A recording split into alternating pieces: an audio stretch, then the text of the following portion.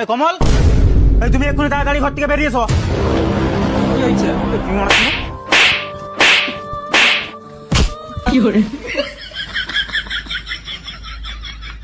তুমি যে মারা ঘর এসছিলে, তুমি আমাকে বলে এসছিলে দেখবে মারা আরেকটা লাথি মেরে দেবো। কি হয়েছে বলো দেখিন? আশা থেকে শুধু মেরেই যাচ্ছ, বলে আসেন এই কারণেই একটা বৌদি আমাকে ডেকেছিল, সেই জন্য তাড়াতাড়ি পালিয়ে এসেছি। কি হয়েছে সেটা বলো। মা তুমি কি কোনোদিন শুধরাবে? হ্যাঁ, যেরকম সেরকম হয়ে যাবে নাকি? যত সব বউটা তো ঘরে আছে, এটা বাইরের মা। আরে মা কি হয়েছে সেটা বলো দেখিন খুলে। তুমি মারা যে নতুন কারিগরটা লাগিয়েছিলে না, কারিগরটা বিশ্বাস্ত কারিগর। বিশ্বাস তো কারিগর, হ্যাঁ। কালকে রাত্রে গেলাম মানে 150 গ্রাম সোনা নিয়ে পালিয়ে গেছে। ম্যানেজার আমাকে ফোন করে বললো সকালবেলায়, সেই জন্যই তো তোমাকে আমরা খুঁজতে দিনকে এসেছি। আমি কিছু শুনতে চাইনি। হ্যাঁ, তুমি যেখান থেকে পারো সেখান থেকে ওই কারিগরটাকে খুঁজে বার করো আর আমার সোনা আদায় করে দাও, আর না হলে আমি ওই পুরা সোনাটা তোমার কাছ থেকে লুবো। আর তাও যদি না হয় আমি কি করতে দেবো?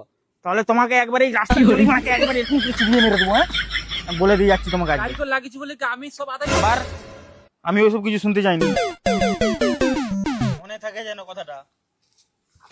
বলছি সেট গাড়িটা নিলে নাকি? হ্যাঁ নিলাম। বলছে গাড়ি তো নিলে গাড়ির পার্টিটা হবে নি? পার্টি চাই তোমার?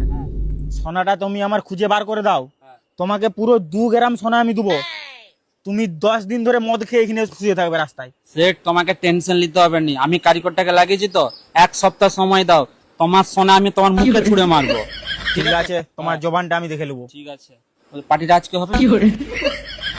সোনাটা আগে খুঁজে বার করে না, খাবো তো বললাম নাকি? যত সব একটু একটু হবে নি? সরো সরো সরো, একটা কোয়ার্টারের দাম নামবো। সরো, তোমার নাম করে খেয়ে নেবো। দাঁড়াও তুমি মারা। এই কমল শুনে যাও, 380 টাকা লাগবে।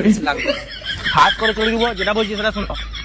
আজকে সামান্য এই রাস্তার জলে তোমাকে চুবিয়ে গেলাম, 7 দিন টাইম দিলাম।